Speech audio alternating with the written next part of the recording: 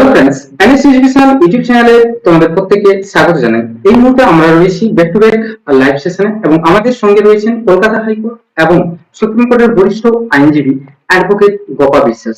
তো আজকে আমি ম্যামের কাছ থেকে জেনে নেওয়ার চেষ্টা করব আজকে সুপ্রিম কোর্টের পঠন নাম্বার 8 এ যে টেট পাসকে বিতর্কিত টেট পাসকে কেন্দ্র করে যে রিভিউ পিটিশন মামলার চেম্বার শুনানি ছিল, সেই চেম্বার মামলার কি ফলাফল কি বেরোলো তা আর একটা এই যে মামলাটির ব্যাকগ্রাউন্ড ও পটভূমি কি রয়েছে সেটাকে কেন্দ্র করে এবং এই মামলাটি ওপেন কোর্টে কি আসতে পারে কিনা সেটাও আমি ম্যামের সামনে তুলে ধরার চেষ্টা করবো এবং ম্যাম আমাদেরকে স্টেটমেন্টের মাধ্যমে জানিয়ে দেবেন বিস্তারিতভাবে। ম্যাম এবারে আপনি স্টার্ট করুন আপনার স্টেটমেন্ট। হ্যাঁ, একদমই। আপনি দেখুন, যে মামলাটির কথা আপনি বললেন, যে টেট সংক্রান্ত যারা বর্তমানে চাকরিরত অবস্থায় রয়েছে, যারা কিনা টেট কোয়ালিফাই করেনি তারপরেও চাকরিতে জয়েন করেছিল প্রিভিয়াসলি, তাদের জন্য কি হবে, তাদের কি নতুন করে টেট পরীক্ষায় বসতে হবে না হবে না, সেই নিয়ে কিন্তু এখন একটি জাজমেন্ট আসার পরে সেই জাজমেন্টের কিন্তু রিভিউ পিটিশন একাধিক ফাইল হয়েছে। কিন্তু এই রিভিউ পিটিশনটা যাওয়ার আগে প্রথমে জানতে হবে কিছু ব্যাকগ্রাউন্ড।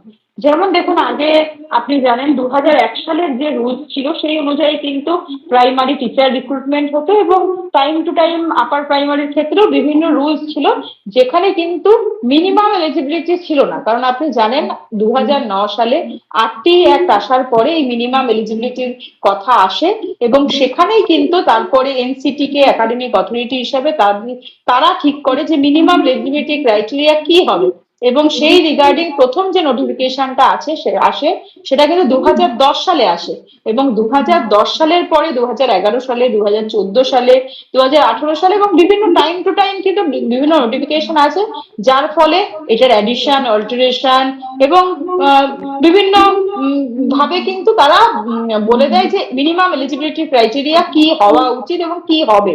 সেই অনুযায়ী কিন্তু প্রত্যেকটা, পশ্চিমবঙ্গে শুধু নয়, গোটা ভারতবর্ষ ব্যাপী কিন্তু এই যে ইমপ্লিকেশন, তার যে মিনিমাম এলিজিবিলিটি, তার বাইরে কিন্তু কেউ কোনোভাবে রিক্রুটমেন্ট চালাতে পারে না, কোনো স্টেটই কিন্তু তাই চালায় না। আমাদের রাজ্যও তার ব্যতিক্রম নয়। আমাদের রাজ্যও কিন্তু আপনি দেখবেন আপার প্রাইমারির ক্ষেত্রে বা প্রাইমারির ক্ষেত্রে এনসিটির যে গাইডলাইন থাকে, এনসিটির যে মিনিমাম এলিজিবিলিটি ক্রাইটেরিয়া থাকে, সেগুলো মান্যতা দিয়েই কিন্তু রিক্রুটমেন্ট প্রসেস কন্ডাক্ট করে এবং যারা এই minimum eligibility criteria meet up করে তাদেরকেই কিন্তু পরবর্তী ধাপে রিক্রুটমেন্টের ক্ষেত্রে কিন্তু নেওয়া হয়। কিন্তু এখানে প্রশ্ন হলো, 2010-এ যেহেতু এই নোটিফিকেশনটা এসছে, তার আগের যারা অ্যাপয়েন্টমেন্ট পেয়েছিল তাদের জন্য কি হবে? সেক্ষেত্রে কিন্তু সুপ্রিম কোর্টের কাছে একটি মামলা যায়, যদিও সেটা আমাদের রাজ্যের ছিল না, কিন্তু অন্য রাজ্যের একটি মামলা, সেটা কিন্তু যায় এবং সুপ্রিম কোর্ট সেখানে বলে দেয় যে যারা বর্তমানে চাকরিরত অবস্থায় আছে, যাদের সার্ভিস পিরিয়ড 5 বছরের ঊর্ধ্বে, তাদের প্রত্যেককে কিন্তু আবার টেট পরীক্ষা দিতে হবে এবং টেট পাস তাদেরকে করতে হবে। টেট পাস ম্যান্ডেটরি বলে সেখানে কিন্তু ভার্ডিক্ট চলে আসে। কিন্তু এখানে প্রশ্ন হলো যে যাদের রিক্রুটমেন্ট প্রসেস যখন হয়, তাদের রিক্রুটমেন্ট প্রসেসের ক্রাইটেরিয়াই তো এটা ছিল না যে তাদেরকে টেট পাস করতে হবে। তাদের সেই সময় যে রিক্রুটমেন্ট রুলস ছিল সেই অনুযায়ী তারা প্রত্যেকে এলিজিবল ছিল এবং সেই অনুযায়ী কিন্তু তারা অ্যাপয়েন্টমেন্ট পেয়েছে। তাহলে কি পরবর্তীতে এই নিয়ম পরিবর্তন করা যায়? এবং সব থেকে যেটা গুরুত্বপূর্ণ জিনিস হচ্ছে, আপনি 2010-এর নোটিফিকেশনটা যদি ইটসেলফ দেখেন, সেখানে কিন্তু বলা আছে এক্সেপশনের কথা। সেখানে কিন্তু আপনি 2010-এর নোটিফিকেশনের শেষের অংশের দিকে আপনি কিন্তু পেয়ে যাবেন এক্সেপশনের কথা, যেখানে বলা আছে যে যাদের আগে অ্যাপয়েন্টমেন্ট হয়েছে তাদের সেই অনুযায়ী রিক্রুটমেন্ট রুলসে যা ক্রাইটেরিয়া ছিল সেটা থাকলেই কিন্তু হয়ে যাবে। কিন্তু তারপরেও কিন্তু এটা হয়তো সেই সময় যে মামলা ছিল বা যারা আইনজীবী ছিলেন সেটা হয়তো সঠিকভাবে প্লেসড হয়নি বা সেটা হয়তো সঠিকভাবে সার্কুলেট হয়নি, সেই জন্য এই জাজমেন্টটা আসে এবং সেই গ্রাউন্ডেই কিন্তু আমাদের রাজ্যের যারা বিভিন্ন শিক্ষক সংগঠন থেকে শুরু করে বিভিন্ন শিক্ষক এবং ইন্ডিভিজুয়ালি হোক বা গ্রুপ ওয়াইজ হোক, তারা কিন্তু এই রিভিউ পিটিশন ফাইল করেছে।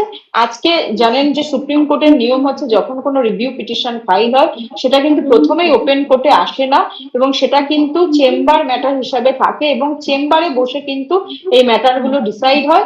যদি রিভিউ পিটিশন অ্যাডমিট হয়, পরবর্তীতে শুনানির জন্য কিন্তু সেটা হিয়ারিং এ আসে ওপেন কোর্টে। কিন্তু আজকে একটি বিশেষ ঘটনা ঘটে, কারণ যেহেতু এটার ইমপ্লিকেশন ব্যাপক, শুধুমাত্র পশ্চিমবঙ্গের শিক্ষকরা কিন্তু এর হ্যাঁ, দ্বারা এফেক্ট হবে না, গোটা ভারতবর্ষের যারা শিক্ষক রয়েছে, যারা 2010-এর আগে অ্যাপয়েন্টমেন্ট পেয়েছে, সেই সময় রিক্রুটমেন্ট রুলস নেয়, কারণ সে সময় রিক্রুটমেন্ট রুলসে কোথাও বলা ছিল না যে টেট পাস করতে হবে, সেখানে কিন্তু টেট পাসের কথা কোথাও ছিল না।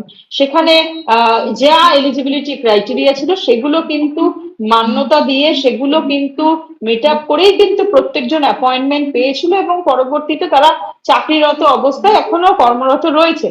কিন্তু এখন প্রশ্ন হচ্ছে, তাদেরকে যদি নতুন করে টেট এখন দিতে হয়, তাহলে বিভিন্ন সমস্যার সম্মুখীন হতে হবে।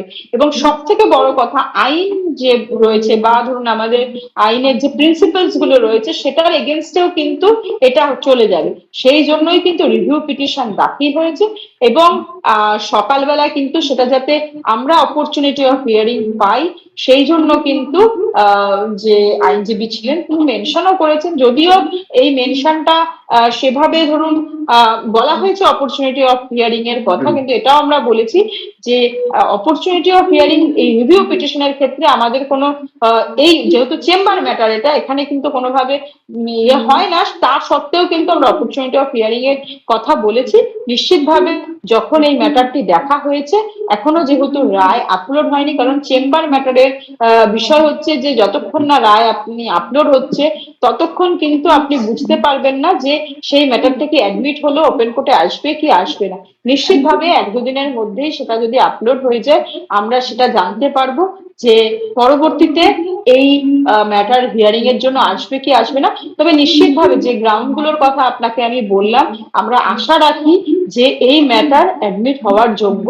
এবং এই ম্যাটার যেহেতু দেখুন এনসিটির যে নোটিফিকেশন 2010-এর নোটিফিকেশন, সেখানে সেখানে কিন্তু এক্সামশন দেওয়া আছে, সেই এক্সামশনকে মান্যতা দিয়েই কিন্তু এই রিভিউ পিটিশন যেটা রয়েছে সেটা অ্যাকসেপ্ট হওয়া উচিত, এবং পরবর্তীতে সেটার বিচার হওয়া উচিত, সেটা কিন্তু রিভিউ হওয়া উচিত।